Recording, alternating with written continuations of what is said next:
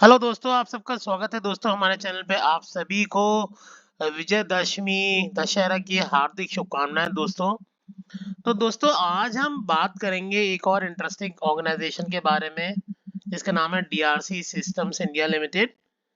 लेकिन दोस्तों इससे पहले कि हम इस ऑर्गेनाइजेशन के बारे में बात करें, मैं चाहूंगा आप मेरे चैनल को सब्सक्राइब करें और बेल बटन को हिट करें जिससे मेरे आने वाले वीडियोस की रेगुलर अपडेट आपको मिलती रहे।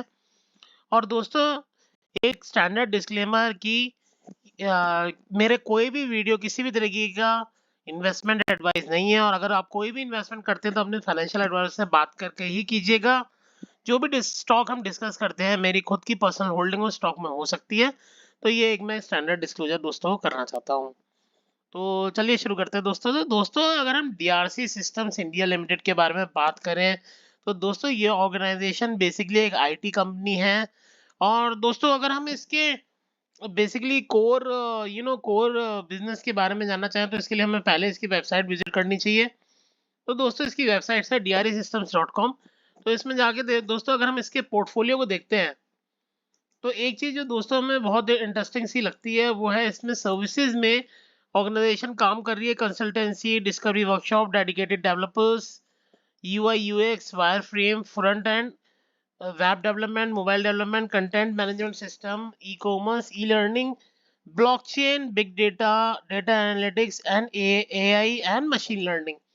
तो दोस्तों ये ऑर्गेनाइजेशन सभी तरीके के आईटी सॉल्यूशंस पे काम करती है और बेसिकली आईटी ट्रांसफॉर्मेशन में मदद करती है अपने क्लाइंट्स की। तो दोस्तों अगर हम इस ऑर्गेनाइजेशन की क्लाइंट बेस की बात करें तो इसके क्लाइंट बेस में दोस्तों आपका Wipro, IIM Bangalore, HUL, VIT, टराकी, AI, फेवरे, लोबा और इसी तरीके की और कंपनीज भी हैं। अगर हम इसके रेवेन्यू ब्रेकअप को देखें दोस्तों तो लगभग 57% डोमेस्टिक सेल से आता है, यानी हाईली अभी भी दोस्तों जो बिजनेस आ रहा है वो इंडियन पोर्टफोलियो से ही आ रहा है, और बाकी आपका एक्सपोर्ट बिजनेस से आता है जिसमें डोमिनेंटली आप कह सकते हैं कि इंडिया का डोमेस्टिक बिजनेस ही है। ये कंपनी दोस्तों इन्फीबीम एवेन्यू से डीमर्जर होके बनी है और 2000 दिसंबर 2020 में। तो इसके जो शेयर होल्डर्स हैं उसमें इन्फोबीम का भी पार्ट है। अगर हम इसका शेयर होल्डर पोर्टफोलियो दिखाते हैं दोस्तों, अगर हम कंपनी के बेसिक्स जानकारी पे जाएं तो दोस्तों हम देखते हैं कि कंपनी का मार्केट कैप लगभग 178 करोड़ के आसपास है। कंपनी में किसी भी तरीके का डेब्ट नहीं है। लास्ट ईयर तक कंपनी में डेब्ट था लेकिन कंपनी ने सभी तरीके का डेब्ट चुका दिया है। डेब्ट फ्री कंपनी है, किसी भी तरीके की कंटेंजेंट लायबिलिटी नहीं है। इसके अलावा दोस्तों ईवी टू एविटा बेसिस पे भी लगभग 14 टाइम्स के आसपास है अगर फॉरवर्ड बेसिस पे देखें। और अगर वैल्यूएशंस पे जाएं तो लगभग आप मान सकते हैं लगभग 21-22 की वैल्यूएशन पे दोस्तों अवेलेबल है, जो कि मैं समझता हूँ काफ़ी चीप वैल्यूएशंस हैं। और अगर हम market capital to sales basis पे भी देखें तो लगभग 5.4 टाइम्स पे मिल रहा है, और अगर हम फॉरवर्ड बेसिस पे देखें तो लगभग 4.5 टाइम्स पे मिल रहा है। और दोस्तों अगर हम इस ऑर्गेनाइजेशन के बेसिकली प्रीवियस एनुअल रिजल्ट्स को देखें और ग्रोथ बेसिस पे देखें, लगभग ऑर्गेनाइजेशन करीबन 30 से 35% के ग्रोथ रेट से ग्रो कर रही है, जो कि बहुत ही अच्छा ग्रोथ रेट है। और इस साल ये उम्मीद है कि कंपनी लगभग 34 टू 44 करोड़ के बीच में कंपनी का जो टॉप लाइन है वो आना चाहिए।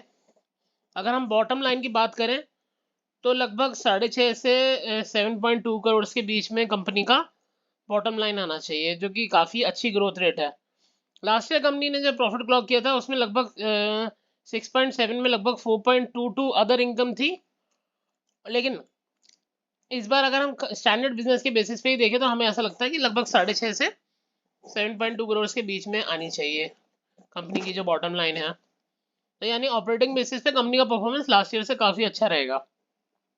अगर हम खाली ऑपरेटिंग प्रॉफिट बेसिस पे लेके चलें तो उसके बेसिस पे तो दोस्तों अगर हम कंपनी के लेटेस्ट रिजल्ट्स पे जाएं, जो कंपनी के लेटेस्ट रिजल्ट्स आए थे, तो अगर हम टॉप लाइन बेसिस पे देखें तो कंपनी ने लगभग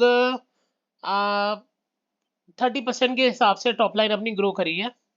अगर आप कंपनी के टॉप लाइन की तरफ जाते हैं तो लगभग 7 करोड़ से लगभग 10 करोड़ के आसपास का कंपनी का टॉप लाइन रहा है सिक्वेंशियल बेसिस पे। और अगर हम बॉटम लाइन की बात करें तो बॉटम लाइन भी बहुत अच्छी तरीके से ग्रो हुई है, लगभग आपके 1.42 करोड़ से 1.85 करोड़ की करीब प्रॉफिट बिफोर टैक्सेस है। अगर हम पैट की बात करें तो पैट भी लगभग 1.12 करोड़ से 1.48 करोड़ से आया, तो काफ़ी अच्छी ग्रोथ दोस्तों रही है ऑर्गेनाइजेशन की। और इसके अलावा दोस्तों अगर हम ईयरली बेसिस पे देखें तो टॉप लाइन जैसे कि मैंने आपको पहले भी कहा था कि 30 to 35% की ग्रोथ रेट से ग्रो कर रही है। लेकिन इस साल कंपनी ने अभी तक जिस तरीके का परफॉर्म किया है तो लगभग 34 करोड़ की टॉप लाइन से लेके 44 करोड़ के करीब की टॉप लाइन कंपनी की आ सकती है। अगर हम कंपनी के दोस्तों शेयर होल्डिंग पैटर्न पे जाते हैं तो प्रमोटर्स की होल्डिंग जो है वो हमें कम इसलिए दिखाई दे रही है क्योंकि वो पब्लिक शेयर होल्डिंग में ट्रांसफर हो गई है एज पर न्यू नॉर्म्स। तो आप देख सकते हैं कि जैसे इन्फीबीम वगैरह जो हैं ये इनके स्टैंडर्ड इनके प्रमोटर्स थे, बट वो due to the new definition अब पब्लिक शेयर होल्डर में आ गए हैं। लेकिन ऐसा नहीं है कि सारी होल्डिंग जो है पब्लिक के पास ही है। तो आप देख सकते हैं कि इन्फीबीम, सोमानी मल्टीबेस, गांधीनगर लीजिंग, काफ़ी बड़े बड़े नाम हैं दोस्तों जो इसमें इन्वेस्टेड है। Vishwas Anubhai Patel, Vishal Ajit Mehta, Infinium Motors private limited, ये सभी इसमें इन्वेस्टेड हैं। काफ़ी अच्छी और बड़े इन्वेस्टर्स आप देख सकते हैं इसमें इन्वेस्टेड है। क्योंकि शेयर बहुत छोटा है तो इस वजह से शेयर होल्डिंग में अभी आपको कोई म्यूचुअल फंड या किसी भी तरीके का फंड इन्वेस्टमेंट नहीं दिखाई देगा। सो दोस्तों ये एक छोटी सी लिस्ट थी, किसी भी तरीके का प्राइस टारगेट दोस्तों हम अपने शेयर्स में हम कभी भी अपने वीडियोस में नहीं देते हैं। वो आप अपने फाइनेंशियल एडवाइजर से बात करके ही आप देखिएगा कि कैसा आपको लगता है। एक और चीज़ जो दोस्तों हमारे को बहुत इंटरेस्टिंग है, कंपनी के कैश फ्लोज काफ़ी अच्छे तरीके से ग्रो हुए हैं। अगर हम लास्ट 6 मंथ्स के कैश फ्लो देखें तो लगभग कंपनी के कैश फ्लोज आ रहे हैं 10 करोड़ के, और लास्ट ईयर सेम पीरियड में लगभग 3.82 करोड़ के थे। कंपनी ने कैश फ्लो काफ़ी अच्छे से ग्रो किया है। और कंपनी ने जो रिजल्ट्स क्लॉक किए हैं उसमें बॉटम लाइन 6 महीने के सिक्वेंशली अगर आप देखें तो लगभग 2.60 करोड़ के करीब का कंपनी का प्रॉफिट रहा है। यानी कंपनी के जो प्रॉफिट्स हैं वो दोस्तों ऑन कैश फ्लो बेसिस काफ़ी हमें एक्चुअल नज़र आ रहे हैं। छोटे शेयरों में थोड़ा मैनिपुलेशन रहता है तो हमें उससे खबरदार रहना चाहिए और कैश फ्लोज पे बहुत ज़्यादा ध्यान देना चाहिए, क्योंकि आपको पता है इंडियन अकाउंटिंग स्टैंडर्ड्स में एक्रूअल बेसिस पे नहीं होती। जब बेसिकली बुक्स पे आ जाते हैं तो उसी बेसिस पे होता है, और इसी में दोस्तों हम लोग फंसते हैं। तो कैश फ्लोज पे काफ़ी ध्यान देना चाहिए। तो उस बेसिस पे हमें ये ऑर्गेनाइजेशन काफ़ी अच्छी नज़र आई। सो दोस्तों ये एक छोटा सा जिस्ट था डीआरसी सिस्टम्स इंडिया लिमिटेड के बारे में। आपको कैसा वीडियो लगा हमें प्लीज़ कमेंट करके बताइए। और दोस्तों इसी तरीके के इंटरेस्टिंग वीडियोस के लिए बने रहें हमारे चैनल पे।